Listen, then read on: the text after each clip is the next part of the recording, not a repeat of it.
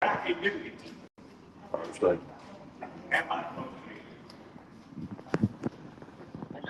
Jerry. You know, I think there was a comment made at Florida Mother House that our budget went from 13 to 47 million, and that's a big increase. I think David said it. I'm pretty sure it's what he said. So I think, like I told you, I'm not going to get up there and make false promises like a politician, because I'm not. You can look at my callous hands. You'll see I'm a working man. I'm a businessman, okay? But I'll tell you what a businessman does. If he gets in office, he looks for ways to make cuts, especially when it comes to the people. The people are being burdened right now, and they've been burdened heavy. You can shake your heads, do whatever, but I can promise you this. I can't tell you what it'll be, but I promise you wasteful spending will be ending, okay? I'm big on that. This has got to help, especially the time of need. We've got $5.79 diesel fuel right now. It's affecting every single home in this county, okay? So, if you all will look into maybe vote me in, I can tell you one thing I'll do. I'll cut the wasteful spending. I promise you that. And I won't take that delegated money they get every year either by your votes in your swing sets. It may need to be put somewhere else to ease the burden. I won't be buying pizzas for the jail. If that costs me votes, so be it. Because that pizza money could be used elsewhere. What about our elders out here right now that's been faced with the extra burden of black mold growing on their homes? I can't sleep at night thinking about it. Y'all know what that costs?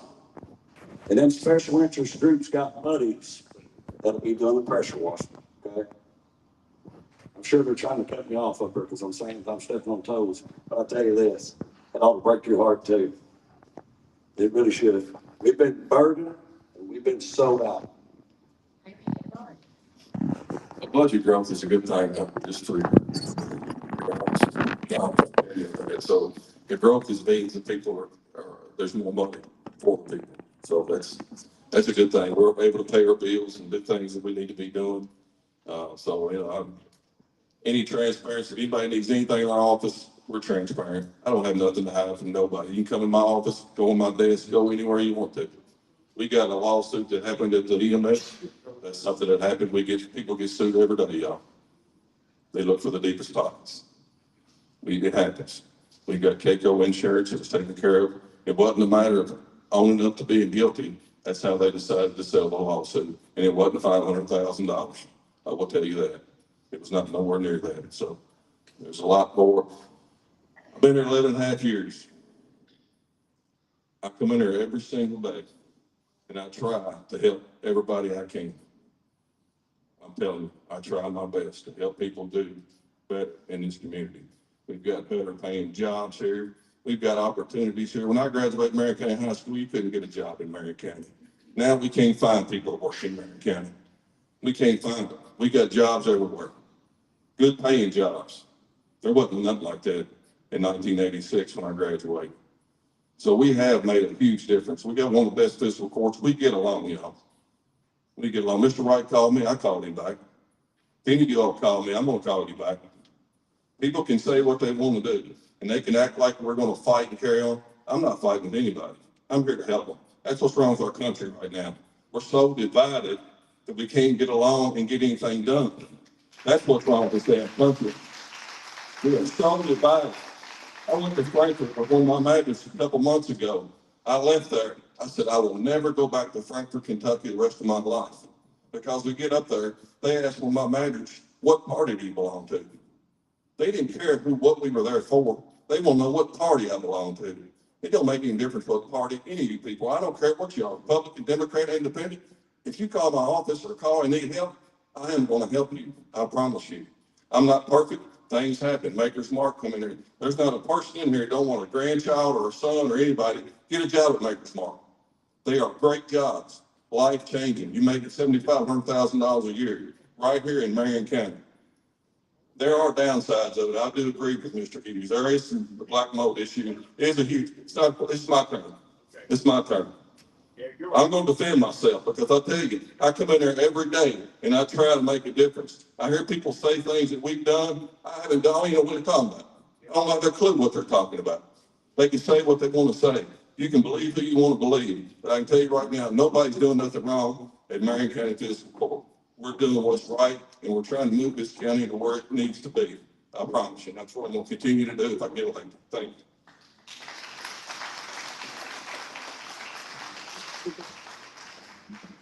And next we'll have the candidates for Marion County Sheriff. We'll start out with the incumbent Ray Gardner.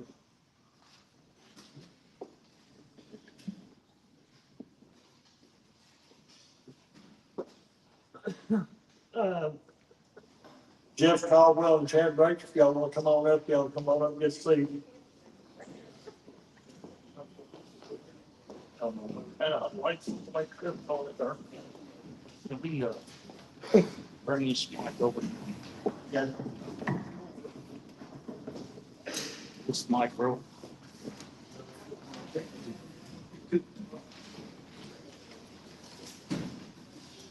I don't even know how to begin this question and answer session. You gonna have to post that like it don't pick up very Can good. we bring it forward?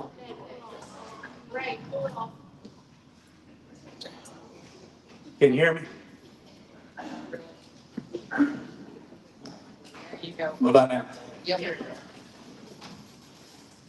I want to thank Bradfordsville City Council for inviting me here to speak tonight. For the people who don't know me, my name is Ray Gardner, and I'm honored to be the sheriff of Marion County. I am married to Judy Mattingly Gardner. We have 4 children, 17 grandchildren, we're married 44 years plus. I have dedicated 18 years of full-time service to the Marion County Sheriff's Office, dedicated to the people of this county. When I took office, September 25, I made a promise to put in a school resource office. It was a promise made, promise kept. I promised Bradfordsville that I would bring back a deputy B1. I brought it back as a deputy detective. That's a promise made, promise kept. I put in a night shift supervisor to have more accountability. I added radar to all the patrol vehicles, and all the officers, with the exception of one, have been trained to operate these radar. I put 24-hour police coverage in the county. It's the first time ever for Marion County. That is for quicker response. It's a plus for the office. It's a plus for the people of the county, and it's easier for dispatch to get over to the deputy in the early morning hours. The evidence room, I'm going to give you an update on it, is near completion. We're waiting on 2 cameras, and it's projected that the transition will take about 90 days. The first thing I did when I took over, I reviewed our policy and procedure manual. I implemented changes, mandatory body armor wear that was paid for by the Attorney General's office through a grant. Also made mandatory that any transport vehicle had to have window protection. I continue to be a part of the QRT program. It's a quick response team. Judge Daugherty spoke on it over the weekend. I spoke on it the last time I talked. I'm a firm believer in this program. Brandon Wilson runs the program. He's doing a great job. This program is designed to identify drug and alcohol addiction, and it's to help to identify the homeless and the jobless. The goals are to assist in getting treatment and to help stabilize these identified people. And of course, I want to harp on this. We had Shop for the Cop this year program to help the needy families at Christmas time. In addition, on April 25th, we'll be having a family fun day. This is going to be free food and free fun. Bring your kids and enjoy the day, rain or shine. It's going to be at the soccer field across from the sheriff's office. One thing I want to know, when it comes to sheriff, I started attending city council meetings in Bradfordsville and Loretta. But in particular, I want to address the Bradfordsville. While I was campaigning, it's been told to me that Bradfordsville had been forgotten. I've addressed your concerns, and myself and my deputies are here early and often. We're running radar, patrolling. I've heard your concerns. As long as I'm sheriff, I will continue to listen, and I will continue to meet the needs of Bradfordsville as well as the rest of the county. One thing I want to note, we have a great office. With the staff and the deputies that we have over 125 years of experience in that office. It's the most experienced office Marion County has ever seen. And I'm proud to have the support of my staff in this election. Their support speaks volumes to the people of Marion County to let them know who they believe that is experienced and can run the sheriff's office going forward. This election is pretty simple. If you want experience and you like the sheriff's office as is, vote Ray Gardner. Because you are guaranteed what you already have. Integrity, experience, and dedication to the people of this county. I ask you for your vote on May 19th. Thank you.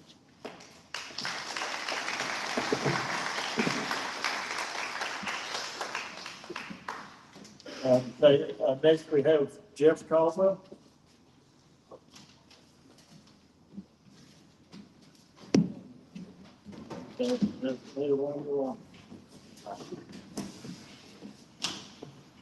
Good evening, everyone. If you don't know me, my name is Jeff Caldwell, and I'm running for the position of Marion County Sheriff. All right. I want to thank my wife, Melanie, my family, the community, and all the supporters, even you, Tony. Serving this community is something I've done with pride for the past 15 years. This is not just where I live, it's where we call home for everybody. It's where my family has grown. It's where friendships have been made, and where values like hard work, respect, and looking out for one another still matters in our communities. That's why I'm standing here tonight, not just as a candidate, but as someone who truly loves and cares about this county. If elected as your next Marion County Sheriff, one of my main goals is to crack down on the drug dealers and the pushers in our communities that we know that are there. And we all know that the dangerous drugs cause. Families are torn apart, lives lost, and futures taken way too soon. That cannot continue. We must be firm, proactive, and relentless in going after those who bring drugs into our communities. At the same time, we need to recognize that addiction, it is a battle for those who truly want help, those who are ready to fight for a better life. We should be there to support them. Law enforcement alone cannot solve addiction, but we can be part of the solution by working with local organizations, treatment programs, and families to give people the second chance that they are willing to take. Another priority of mine is to strengthen the relationship between the sheriff's office and our communities. I want our deputies to be more involved, not just responding to calls, but being present in community events, youth programs, and local organizations. When people know their deputies, when there's trust and communication, that's when real safety begins.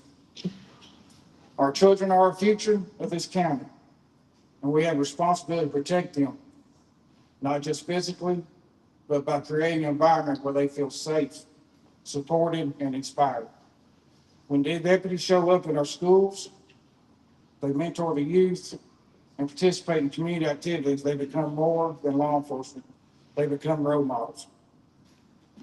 As most of you know, my family and I volunteered in the community events for years. And we didn't start doing this because of the election. We did it because we love this county. The commitment doesn't turn on and off during the campaign. It's something that we do. If elected, myself and the sheriff's office will be there for you, the citizens of Marion County, on duty to protect and serve, but also to listen, to engage, and to lead them with integrity. If I earn your trust and your vote, I promise to work harder every day to uphold these values. It would be my honor to serve you as your next Marion County Sheriff, and I humbly ask for your vote on May 19th. Thank you, and God bless everybody.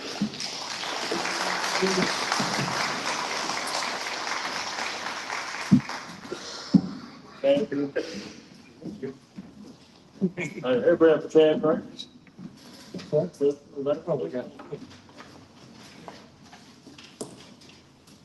Give y'all a background about me. Guys, bear with me, I'm kind of nervous. Can you hear me now? Give you a little background about me. I was born and raised right here in Bradfordsville, about 5 miles up the road in Whippoorwill.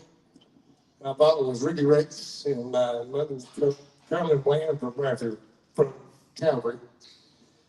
I've had 5 kids: Tyler, Paige, Austin, Kendall, and Kendon, and love them very dearly. And my partner, Lynn Chester, I'd like to thank her, and my Aunt Connie, and Jim, for giving me the courage to go after my dreams. So I'd like to thank you all for being here and taking an interest in this year's election. I'd also like to acknowledge the many years of dedicated service of Mr. Ray Gardner and Mr. Jeff Will. Thank you all, appreciate it. My name is William Chadwick, and I am running for Marion County Sheriff. If elected, I will work with Ray and Jeff to ensure a responsible transition and to build on the strengths of our current leadership while guiding us to a new but very necessary direction for our community.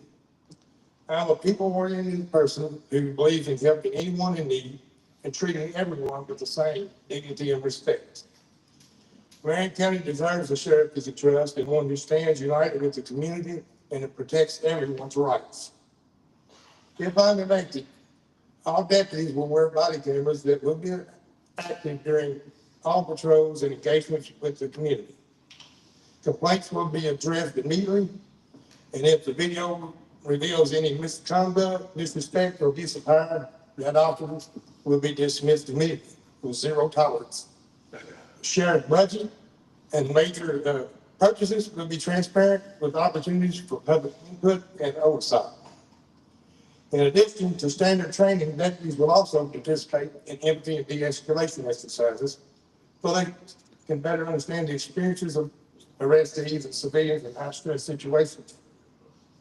I will focus on protecting our children, predators, and the drug epidemic through prevention, treatment, partnerships, and targeted enforcement in high-traffic areas.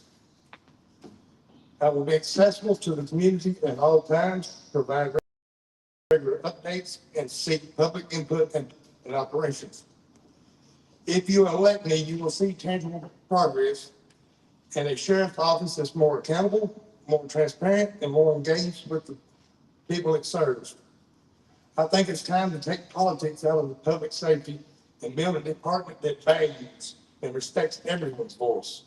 Together we can break away from the cycle of the past and build a safer, more accountable future for our county and our children. My name's Chad Race, and I'd like to ask for your vote and May 19th primary. Thank you, and God bless.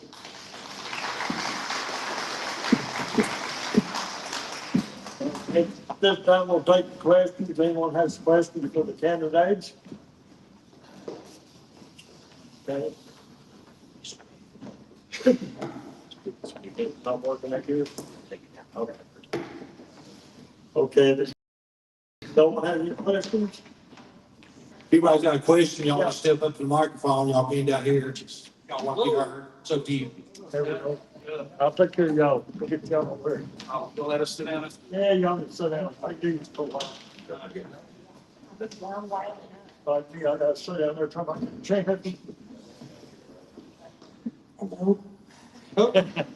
Okay, I have a separate question for each one of you. And, Ray, I'm gonna start with you. You're gonna be the guinea pig. If you could change one thing in the sheriff's department, what would you change? I have been changing. Well, yeah, I have been improving. We've made multiple changes since I've taken over. I've added a detective.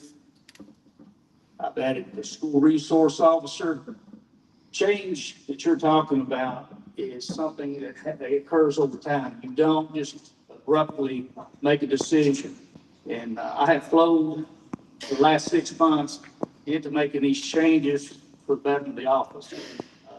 In the future, I have more coming, but I have to go through Judge Executive's office to get the funding for the next budget year. Everything goes through them. It has to be budgeted. That's the only way it can be done. So it's time consuming, but yes, we have to do it. still on you, Okay. I'm sorry. So you didn't mention, your latest accomplishment with Taylor, Michael, and Greg. And I'd like for everybody to know that because I think that's important. Yes, on March 24th, they completed the autism courses because statistically over the state, autism is on the rise. And we wanted to be ahead of it and try to understand when we encounter these people that, we have people that are qualified to handle them. Chad, it don't matter, Chad. Same question, same question. No, different question. Each one of you different. Oh, we got that. I'd like to say thank you, Ray, on the part of the autism. I have a child with autism, so I'd like to thank you for that. So I think that was a big, it's a huge for me because I have a child with autism, yeah, we have friends with children. and they're great, but they are a little different to the regular people. So I appreciate that. Thank you. Chad? Yes, I'd like to see all the officers have that training. Oh, yeah, Yeah, every officer needs that training. And okay. as far as changes, there's always room for changes and improvement. I like to see our officers involved more in our schools and in our community, in our events. I think we all like it when we see the officers out and about. Yes, In the, yes. whether they're on duty or off duty. Yes, ma'am. I think, it, You need to have the trust with the community, your officers do. That way they'll be able to interact more and talk with them. I'll just ask you a question. Yes, ma'am. How hard is it to run against your boss? It's very hard. That's what, and I know a lot of people have asked me this, so I'm gonna ask you, did Ray fire you? That is a question for Ray. It wasn't a fire position. Okay, that's what the rumors are, that it was a fire position. Now, what happened administratively, and I'll just lay the facts out. Under KRS 61080 and the county government, when the sheriff runs for the position and a deputy in that office chooses to run against him, they are incompatible, one with the other. So generally, that officer will have to resign his position. And Jeff was made aware of this when he followed the policy. He issued a letter of intent to run. Once I got that letter of intent, that's what I expected from Jeff. He come back to me on Monday and told me that he wasn't resigning. And I told Jeff, I said, I understood that. I had studied it since we talked. So my decision was left at two choices. Put him on left three choices actually. I could either put him on unpaid leave till after the election, to keep conflict out of the office. I could have fired him. I chose not to. But I also had made a promise to someone in here that I would not deny Jeff his unemployment. I did not want to see anyone out there without a job, without a paycheck. Once we hit the 2026 budget, to get it in line to present to the Judge Executive and the Fiscal Court, we received a letter stating that his unemployment was denied. So at that point, we was in transition to 2026. We only included Jeff back into the budget. I confronted staff to get their feeling, because I did not want to put them in the middle of this battle. I didn't want them to have to choose. They were okay and agreed that they would accept my decision of bringing Jeff back. So that is why he is back. I did not fire him. I did put him on administrative leave for a short period of time, got him back. We've handled the situation professionally. And I will say, I've never had a crossword with Jeff. Even at the roughest time in our conversation, it was professional and calm. Okay, that was just a misconception that a lot of people think. I think that you fired Jeff. No, it was at his discretion on what He chose to do. Yes. Oh, okay. Chad, I guess my question for you is, what was the deciding factor that made you decide to run for sheriff? I think I told Jeff probably about 10 years ago, probably about 10 years ago, I was gonna run for sheriff. And when my garage was 11, any customer that ever came in, for 6 years, I told them I was gonna run for sheriff. And the deciding factor was when I was 8 years old. Carol Kirkland was hitting my father and cut tobacco. And I was playing in the cruiser and got locked in the back seat. And they set up in the field and laughed at me for about 10 minutes. And they come down, I looked at Carol and I said, "You can laugh, but I'm gonna be sheriff someday." So that was, at 8 years old, that was my deciding factor. So no, I didn't receive any money to run for sheriff. I've heard that rumor over and over. Anybody knows me like Jeff, he'd know for probably a century that I was gonna run for sheriff. Yeah, well, rumors tend to really spread. Yeah, this man right here can tell you about the rumor. I announced many years ago I was gonna run for sheriff. I think Tony Duffy can attest to that. Can't you? That's my questions. Thank you all. Hey, Carl, that's the first question. Is there any one thing you would change in the search department that you got left? I think there's I don't know how you would change it, but I think a requirement from any officer should be humility. I think every officer could always be humble and just always remember every person they're dealing with, they've got their own situation. We don't know that, so just use kid gloves with everybody. Not really, there's not a whole lot you can change. We have the best department in the state, I think, and all great officers. Everybody gets along, just a great office.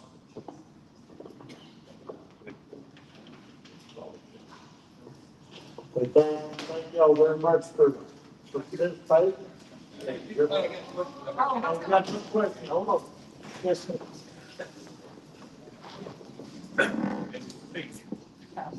I just want to ask a question. Here we've had people shot, and some was not killed, and it's a bad thing, you know that. And what would you all think about? I know a lot of officers running in here at night. This fellow said, in their cars. What would you all think about getting enough money to put 2 officers in a vehicle at night, especially at night? Well, being a small agency, as I've said on other issues, it comes down to money. We budget and ask for as much as we can get. And if we don't, we're not doing our job. And it's Judge Executive's job to say no. And so, can't complain. Last budget, through the help of Judge Darty and the magistrates, I was able to get actually 2 deputies, one for detective and the school resource officer, which the school pays for 70% of that salary and benefits. We provide the vehicle and the armory. So that's a pretty substantial gain for one budget year. We, at this time, only have like 2 little sections of 4-hour intervals that we have one officer out.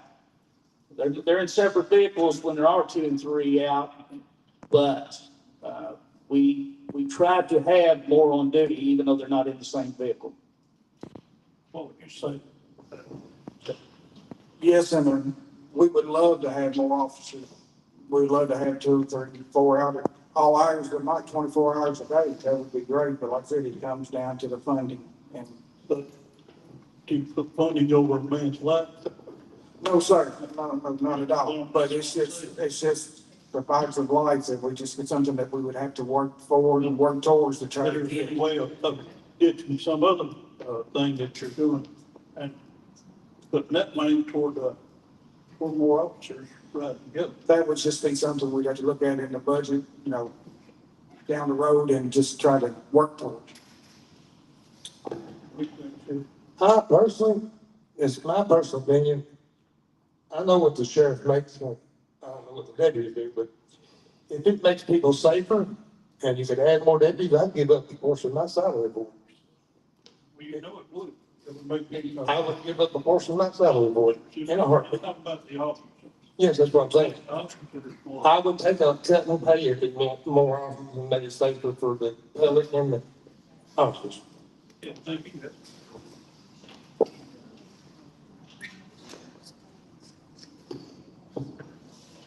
We have anybody else? Anybody else got anything?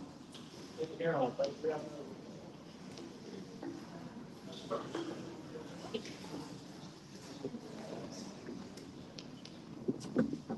I'm Amanda Martin, William Joseph Martin's wife. Sure, most of you know that he was the man that was murdered on the side of the road by the 4 officers. And as far as it being said that my husband was very violent that night, that is a straight lie. I have body camera footage, and if anyone wants to see it, you can. Because it was a total opposite. My husband begged and pleaded for his life, telling him they were going to kill him, but they never stopped. And now my husband is dead. And these officers get to go on like nothing happened when he lost his life, and I lost my soulmate, my best friend, my husband. So my question is, with all the evidence and the fact that my husband was murdered by these 4 officers, why have these officers never had any repercussions to their actions? They were never suspended, never on desk duty, never nothing.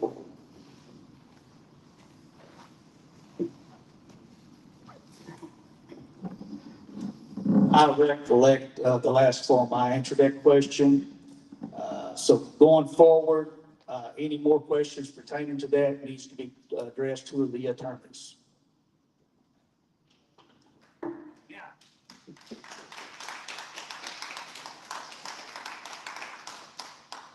Okay. Yeah, take it.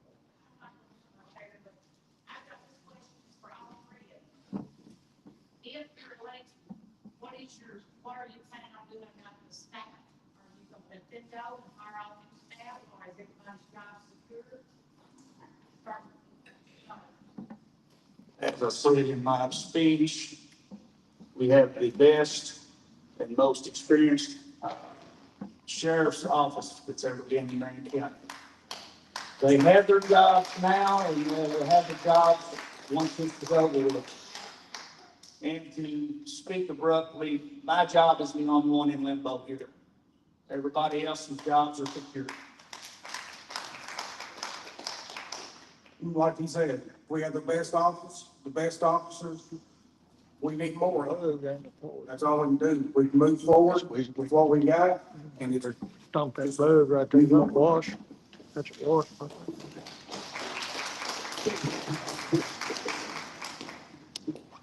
I've always said from the start, Jeff and Ray, I think they're great guys, but would make no sense to get rid of them. I mean, and as far as Miss Amanda, I would definitely look in to see what happened in the situation and investigate it further, but I don't know what avenues I would be allowed to take Well, I definitely investigate it, look into it.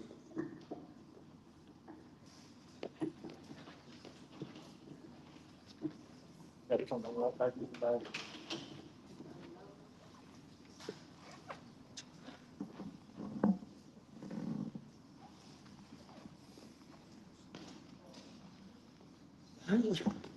As a taxpayer, I like to see fiscal responsibility.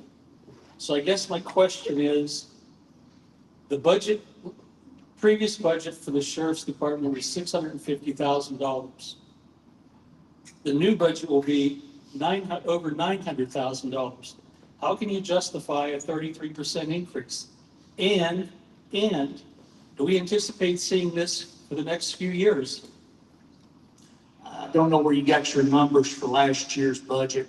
That last year's budget had to be amended because there was not enough surplus money in the sheriff's budget to pay out any finances to December. Once the budget was amended, my recollection is that fiscal court put in excess of $800,000 for last year's budget.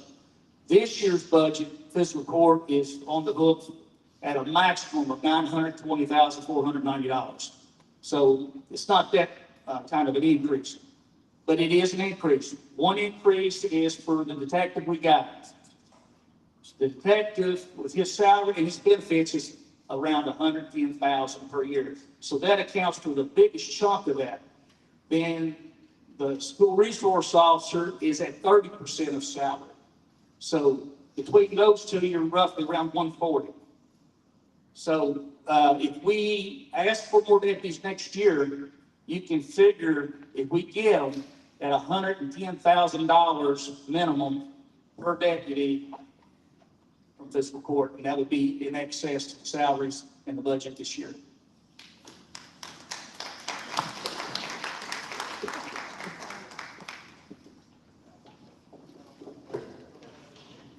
Anyone else have questions? Bring up paper, please. Thanks, gentlemen. Quick question.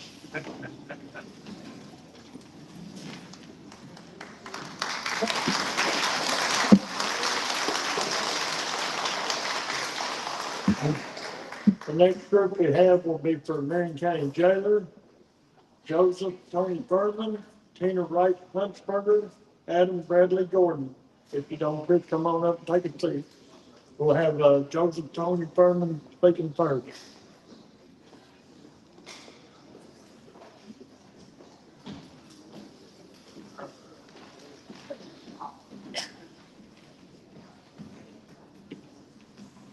Thank you very much, ladies and gentlemen. I'm Tony Thurman. I'm your candidate for Marion County Jailer. I want to thank Bradfordsville, the city council, for allowing everybody to come out tonight. So it looks like I kind of messed up a little bit. Everybody brought their papers and packets, and I didn't bring mine, so I'm going to wing it the best I can. So as your jailer, I believe that transparency is a big, important role. Ask yourself, how much information do you know about the jail? You only know rumors, you only know hearsay, you haven't seen anything in the news to say there's alleged lawsuits going on in the jail that nobody's, I want to make the public aware of what's going on. Of course, we don't have to say, every little detail that goes on in the jail because it doesn't need to be known. There's a lot of things that goes on in the jail that does not need to be known. You don't need to know when there's an altercation. There's an altercation every single day, maybe every single hour. So accountability and transparency, that's something that I'm going to be really big on for as a community. We are Marion County. We are citizens. We are taxpayers. And just like you, I am a taxpayer and a citizen. And I don't know any more as far as the jail goes as you do. So I'm going to change that. Like I said, there won't be the things that you need to know, you will know. I think letting the community know what's going on. I far as, escape inmate through the roof. I mean, it shouldn't be days later before you know about it. You need to know about that right now because he might be at your house. So, I believe that, the budget is the big deal. I'm not gonna tell you that it's gonna change overnight. I'm not gonna tell you that it's gonna change in 4 years, but as a jailer, I would do anything I can and everything I can to try to reduce the budget. I can't tell you what I'm gonna do inside this jail because I haven't got there yet, but once I take the oath of office and become your jailer, I will be able to give you a little bit more information. I'm gonna tell you what I think. Well, that really doesn't mean anything of what I think. I have to know to be able to relay it to the citizens of Marion County. But the budget is a big deal. It is, it's not gonna get corrected overnight. And like I said, it may take a long time. We may not reduce the 1.7 million dollars, but we will try to take a chunk out of it and do the best we can. There's a lot of different things that goes on in that facility that's gonna cost. That jail has to be operational. Everything has to work, and it has to work 24 hours a day, just like the hospital. It has to work, it has to be functional. So I understand the budget is a big problem, and we can only do what we can do, but I would try to reduce as much as I can and work on the budget. And as far as inmates go, I believe in treating everyone fairly. I believe that treating these inmates fairly, like they should be. I believe in treating staff as they should be treated. Everyone should be treated the same. I think that, support from the staff means a lot. So without the staff of Marion County Detention Center, you don't have anything. You gotta have the staff. They work the long hours and they deal with the most of all the situations. There is administration staff there, but they do go home after 4, 6, and 8 hours, whatever their schedule is. So I believe in working with the staff. I want to be a voice for the staff if they need, and if they think that there's a situation enough to make a decision on a certain situation. I think it needs to be brought to the higher ups, to the jailer, to the chief deputy, etc. So for a prime example, when someone comes in that has mental health is a big issue. Mental health is probably, it's probably bigger than drug addiction. So drug addiction is a very important thing, but mental health outweighs it a long shot.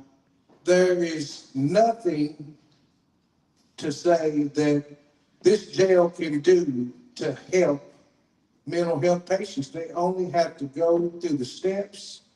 The steps aren't working. These mental health patients need to be processed through the jail, evaluated, and taken to a hospital for a doctor to give them the right kind of medicine or whatever the treatment plan should be so they can cope and have a better life. So I know that I've said this before in recent forums, but, mental health patients is a big problem at the jail today. Right now, there's several mental health patients there, and they just can't get the treatment they need in that facility.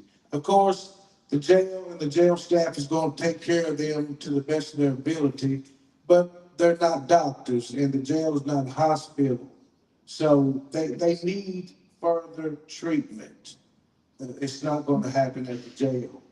So some of the things that I do want to possibly introduce, of course, I know the budget is a big deal, but I think body scanner, it would be beneficial to Marion County.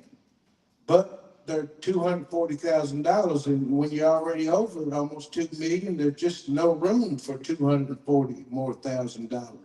I think a canine that would be beneficial, an inside canine to reduce and stop all the drugs coming in. So, there's only a certain a few ways that drugs can come in that facility, and that's by someone bringing it in, or the inmates that go out, they bring it in, and it's got to do with security and searches and things that matter. Or someone throws it over the fence. But I think the K-9 would really reduce and stop all the drugs and the paraphernalia from coming in, and it would be beneficial to our whole counties. And so, it probably won't happen. So it'll take a while to get this budget and get this jail going back in the right direction. So it may not happen for a while, but that's just something that I think would be beneficial to not only the jail, to the whole community, if and when it's needed, because it's always going to be needed.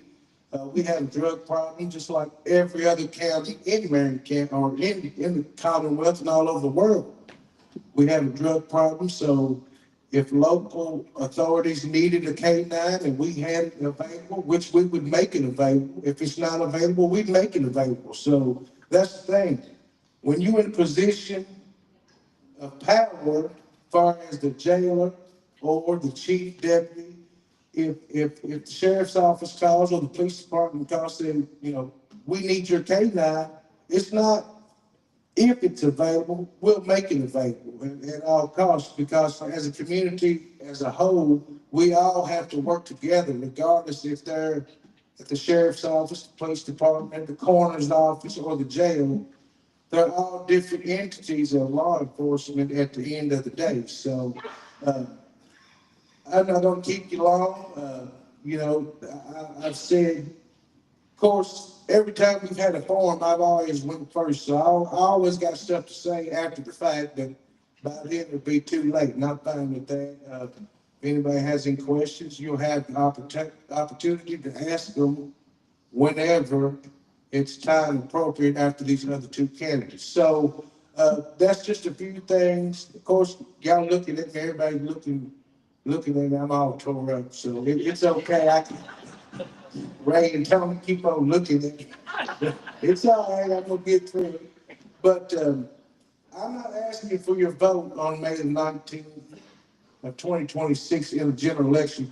I want to earn your vote. Yes, I've been to Bradfordsville, I've been to Raywick, I've been to Arbuckle, Calvary, Lowhead. I've been all over Marion County. So you probably see me on your camera. So one thing I do know, if you see me on your camera, I tried my best to wave at it, because I didn't want nobody's dog to come out and get me. But I have been all over this county. I did tell a lie. I want to clarify that right now.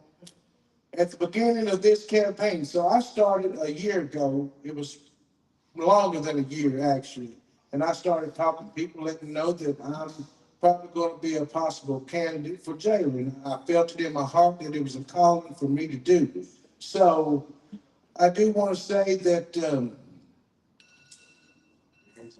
time's up. Thank you very much. I appreciate your vote in the May primary. Thank you very much.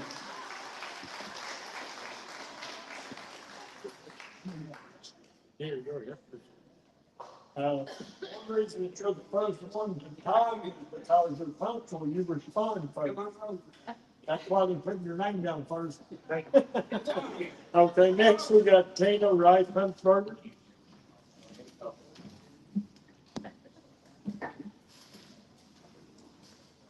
All right, Tommy, don't go nowhere. You just stay here for the question. I know. All right, first of all, I want to say thank you all for coming out. This is probably going to be the biggest crowd I've seen so far. I'm Tina Wright Huntsberger, and I'm running for Marion County Jailer. I'm from Loretta. My family's here. My daughter actually lives in Bradfordsville now. I say she moved on the other side of the country on me, but that's fine. That's nice. She got a grandbaby. I'll come. So, but I've come to you with 20 plus years of experience at the Marion County Detention Center. And whenever the jailer told us that he was going to retire, he said, "Does any of you all want to be the jailer?" And I raised my hand. I did not know that I wanted to be the jailer. I just knew that the jail meant something to me. And the jail deserves a leadership that can continue the progress that's happened in our jail. I've watched it grow. I've watched things change. I've watched things get more expensive. I actually also went back to school while working a full-time job and being a single mom, and because I felt the need that the jail needed more. So I went back to school and I got my bachelor's in psychology and criminal justice. So not only do I bring experience, I also bring education to the table. The values that I think that a jailer needs to possess is fairness across the board. Fairness with the inmates, fairness with the families, the workers.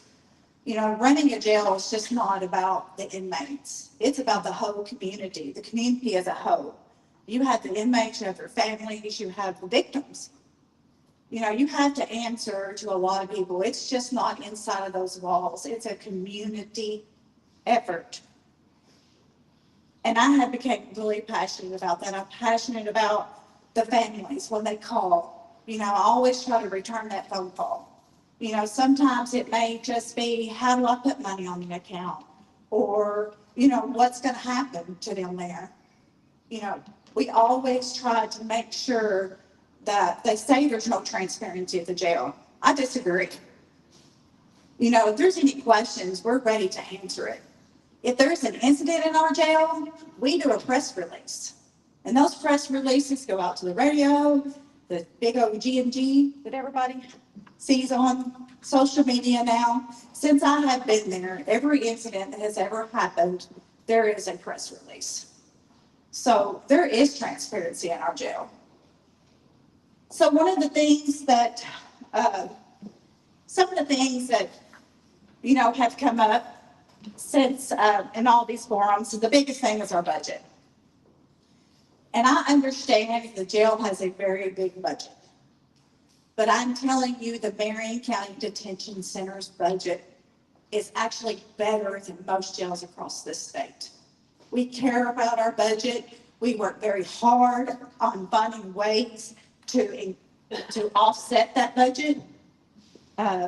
We do that with having, like I've heard so many times about getting rid of our programs at the jail.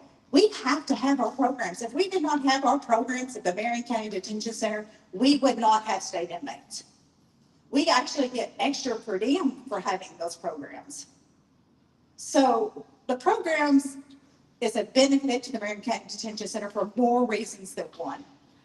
We always say that recovery starts at the time that inmate hits our door. It does not matter where that inmate comes from. If he is coming in for one night, we want to be there for them and give them what they need for the time that they are there.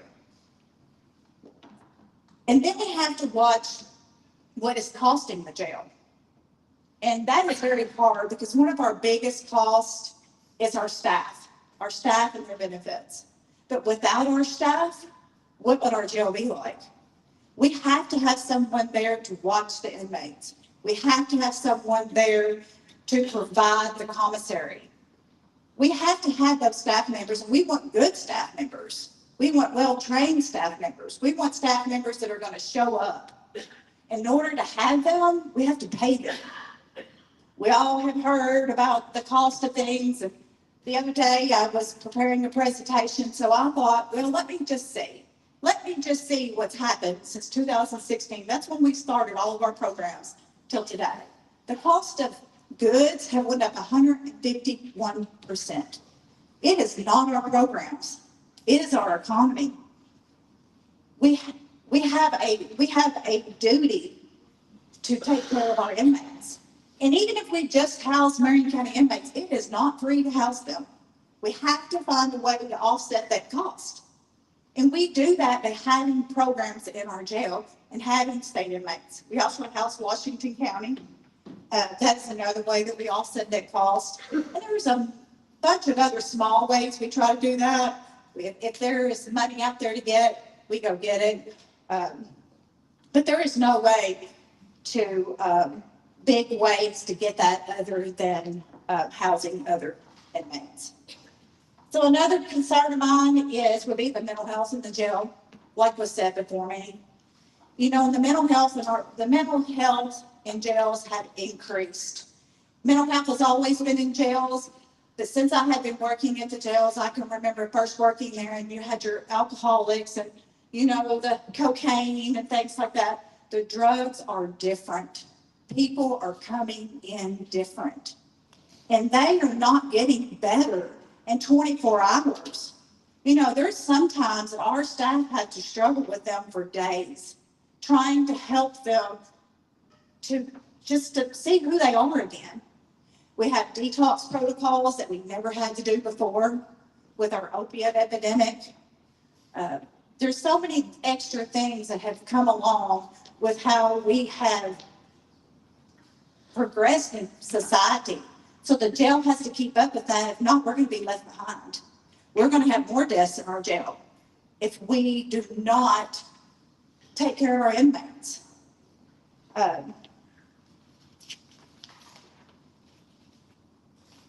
Another thing that is important to me is reentry.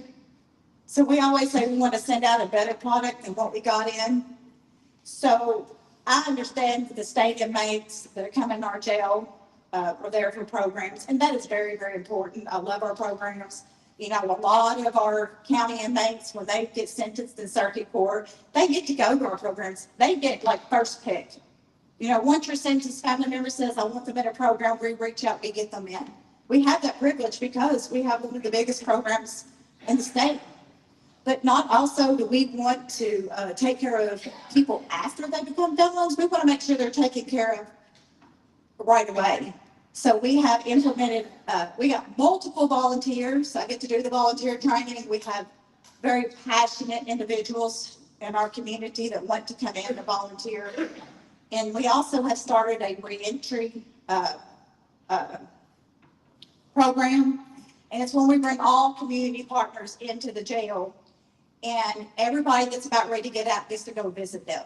They start building relationships with people. They start getting the resources that if they want them, that they can use before they leave. They start building connections with people. And we do that for our people right here at home.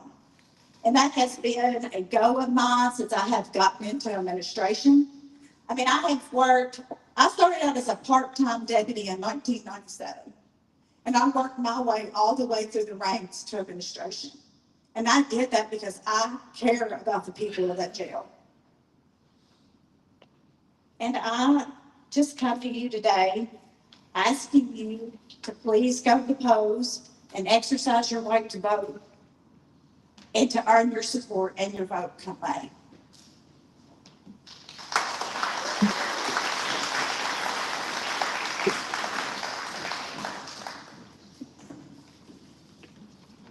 You go ahead and introduce yourself.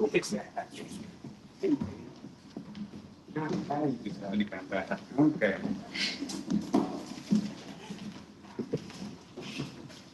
My name is Adam Gordon, and I'm hoping to be the next jailer of Marion County.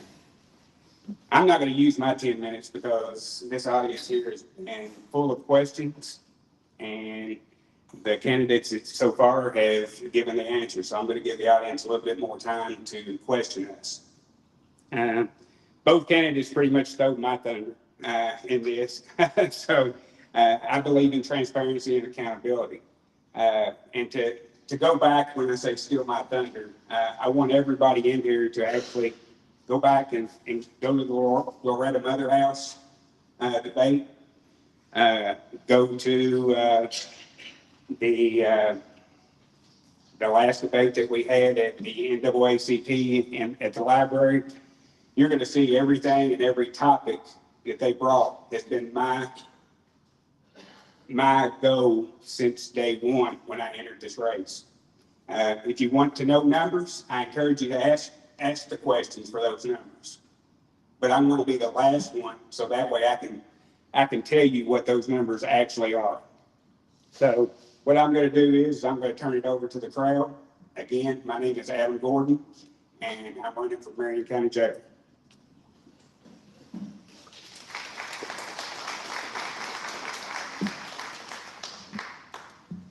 Right. Anybody got any questions? Anybody got any questions they want to give to the candidates? Okay, no question, then we We have Chad Manley, who is the county clerk, and Joe Peg Kirkland, who is the magistrate. And they would like to talk to people, even though they're running opposed, they would like to talk to people.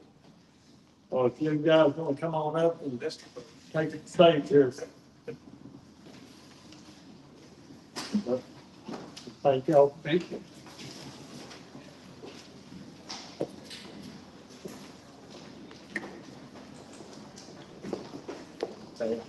We got Joe Pat Kirkland going first.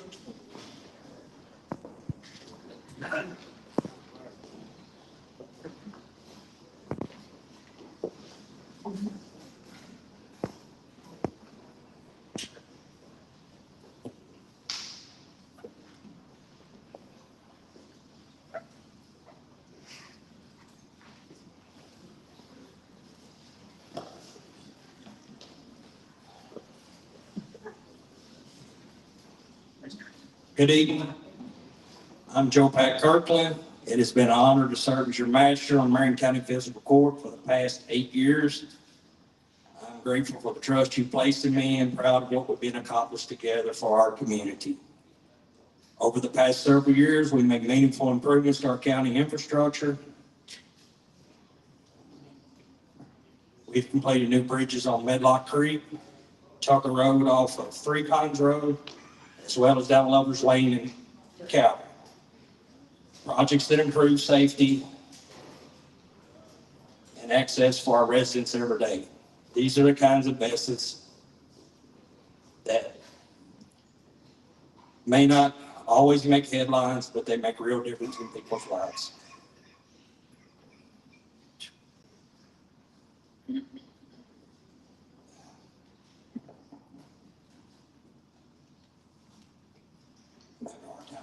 Up here, so anyway, and I greatly appreciate being able to serve. Been a lifelong resident here in Bradfordsville. I've served on the Bradfordsville Fire Department since I was 14 years old. And we fund different things with physical court. We offset the jail's budget. We offset the sheriff's budget. Our money comes from occupational tax and property tax. We've joined with the city of Lebanon. We help fund economic development, and through economic development's partnership was one reason we was able to get the Dollar General store. This past year, city of Bradfordsville did not have a licensed sewer plant operator. Physical court was able to fund the city of Bradfordsville to have a licensed operator. Also, the operator had, while he was completing his training, he had a hip replaced. While he was down with his hip, I took my mower and I would go mow for him every week so he could get it done. Now, since this year, back during COVID, we could not get inmates out of jail. They got shut down, and they took care of a lot of mowing around town and other places. And up in Gravel Switch at the community center. So this year, we have got part-timers that's getting inmates. So the inmates are important. I'm always available if you have any questions or need anything or your concerns, just reach out to me. Thank you.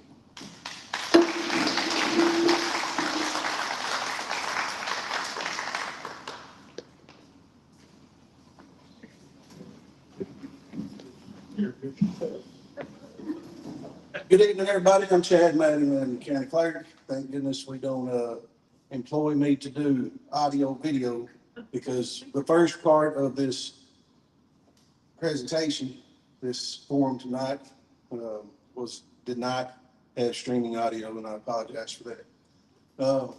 Thank you, Mayor David, City Council, for putting this on. Thank you to the school committee, who also moonlights as election officers, true public servants. And thank you all for having us out tonight. And precinct election officers from Cal. We couldn't do elections without them. And that's what I'm going to talk about. And I'm the only one that's, I think I'm keeping y'all from going home, and so I'm gonna try to keep it short. But I brought information. When they said, hey, you wanna come down tomorrow night? I thought, well, that's gonna be short. I don't have much to say. But then I thought, I got a captive audience who will be voting. So let's tell you how to do it. One of the things we do in the county clerk office is we administer the elections.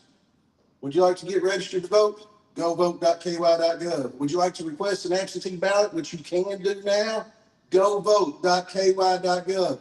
It's one website, everything you need for voting. Wondering where you're supposed to go vote? Go to GoVote.ky.gov. It'll tell you where your polling location is in Marion County. Now, this is a primary election. In this forum and in other forums around the county, we've had candidates that were Democrats. We've had candidates that were Republicans, all speaking at the same time. Well, when you go to vote in a primary election, you've already picked a side, and you picked that side on December 31st or before then when you registered as a member of a party. You can only vote as a member of one party. You cannot vote for both parties' primaries. It says here on this primary election 101, the primary is a nominating election for the parties. It's closed to registered members of and a voter can only vote in one party's primary. If I go through this too fast and y'all want this information, I happen to have a whole bunch of it right over there on that table. Feel free to take some with you. If not, I'll take them back to the office and you come get them there. Important election dates that y'all need to remember. Everybody here is voting. I'm sure in May, April 4th has passed. That was 2 Saturdays ago. That's when the absentee ballot portal opened. That's when people could start requesting absentee mail-in ballots. That window goes through May 5th. The next deadline that people need to remember, April 20th. That's Monday. That's the last day to register to vote. Again, don't change your political party. You change your political party, you won't be able to vote in either of these primary elections. In November, you can vote for whoever you want. You can vote for a Democrat here and a Republican here and an independent here. You can leave off a certain race if you don't like any of them. That's okay. You can undervote that race. But in a primary, you must choose a side. After that, the 6-day absentee window starts where you can vote in the office if you have an excuse. The 3 days of early voting are May 14th, 15th, and 16th. 8 a.m. to 8 p.m. I don't know for sure, but I can almost bet you $5 right now there's not a county in the state that has more opportunities for you to early vote than Marion County. In the presidential election, there was 2 counties that had 12 hours each day, us and Bell County. I'm betting in this primary, Bell County is going to let us pass them up. And that's all right, because we've got excellent precinct election officers that make that happen. We'll run 2 shifts and we'll have 36 hours of early voting out at the event center. Good parking, good facilities. Come on out. Are you wondering what you can vote for in November or in May? May 19th, don't let me skip ahead. If you're a Republican, this will be what's on your ballot. Countywide, again, it's on the table over. If you're a Democrat, this will be what's on your ballot. Mostly countywide, but there are 2 magistrate districts that'll have a magistrate race on the table over there. If you're interested, it'll also be found on our Facebook page, Marion County Clerk Office. These are what makes you eligible for an absentee ballot. You must have a reason. Most of the absentee ballot applications we get are because of age and disability. People can't make it to the polls. We'll mail them a ballot. Students can't come back home. We'll mail them a ballot. Talking about the jail. If there's somebody that is incarcerated but has yet to be convicted of a felony, they are still eligible to vote. We'll mail them a ballot if they request it. Early voting in Marion County, 8 a.m. to 8 p.m. at the Marion County Event Center and Sportsplex. And last but not least, on election day, from 6 a.m. to 6 p.m., 12 polling locations in Marion County. There's going to be one at the Civic Center. There's going to be one at the Bradfordsville Community Center. There's going to be one at the Public Library in Calvary and Raywick, in Loretto, and Holy Cross, and St. Mary's. There's going to be 4 or 5 of them in Lebanon. let's say that you wake up and you forget to go. And you're on your way to Bardstown, all the way to the other side of the county. Stopping at one of those polling locations, you will be able to vote at any of the 12 polling locations if you're an eligible and registered Marion County voter that has not taken advantage of all the early voting opportunities that you have at your disposal. All 12 polling locations will have your ballot, regardless if you're from District 1, Joe Patch District, or District 4, Jackie Fogle's district. You will have a ballot there. That's all I got. Any questions?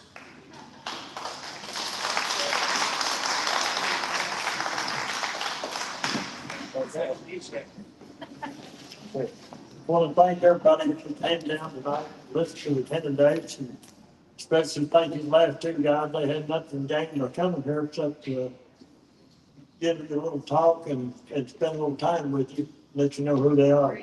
Well, if anyone wants some refreshments, they're over on the table. You can help yourself and stick around a little while and get a chance to talk to some of the candidates and learn a little more about them. Thank you. Thank you, all. Cheers.